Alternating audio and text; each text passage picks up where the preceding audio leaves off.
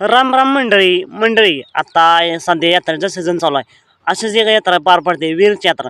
आणि या वीरच्या यात्रेत महाराष्ट्राचा लाडका दशमिंद केसरी बाकासूर याचे मालक महर्षी धुमाळ हे सुद्धा दाखल झालेले आहेत. आणि त्यांच्यासोबत त्यांचा घरचा साज म्हणजेच राजा आणि साम्राज्य हे सुद्धा दाखल झाले आहेत.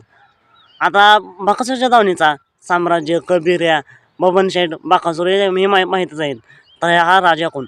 राजा हे एक नवीन खरेदी केलेले खास या यात्रेसाठी. म्हणजेच महर्षी धुमाळ यांचं एक स्वप्न होतं की घरचा साज घेऊन वीरच्या यात्रेत दाखल व्हावं. आणि ते गेल्या वर्षी बोलून सुद्धा गेले होते की लवकरच घरचा साज घेऊन या वीरच्या यात्रेमध्ये दाखल होणार. आणि हे त्यांनी या वर्षी करून दाखवलेलं आहे. खास या यात्रेसाठी राजाची नवीन खरेदी केलेली. म्हणजेच साम्राज्य होतं, आपण साम्राज्यासोबत एक शहाणा पण चालायला असावा म्हणून त्यांनी राजाची खास या यात्रेसाठी खरेदी केलेली आहे. तर ही खरेदी कुठून केली? तर ही खरेदी किवी या गावामधून खरेदी केलेली आहे खास या यात्रेसाठी.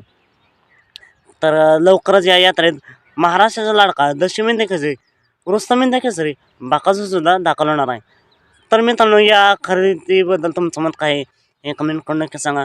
लवकरच बाकासूर सुद्धा दाखल होईल. मित्रांनो, या यात्रेचं वैशिष्ट्य म्हणजे हे राजा आणि साम्राज्याला घेऊन गराडे या गावातून चालायला सुरुवात केली. गराडे ते वीर हे 45 किलोमीटर अंतर आहे आणि 45 किलोमीटर चालत ते या यात्रेमध्ये दाखल झालेले आहेत.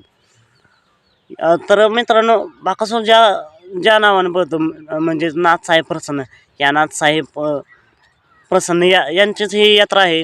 आणि या यात्रेमध्ये खास या राजाची नवीन खरेदी झालेली आहे. तर या खरेदीबद्दल तुमचं मत काय कमेंट करून नक्की सांगा. चालतं मग भेटूया पुन्हा एकदा एका नवीन अपडेट्स भन्नाट अशा नवीन व्हिडिओमध्ये.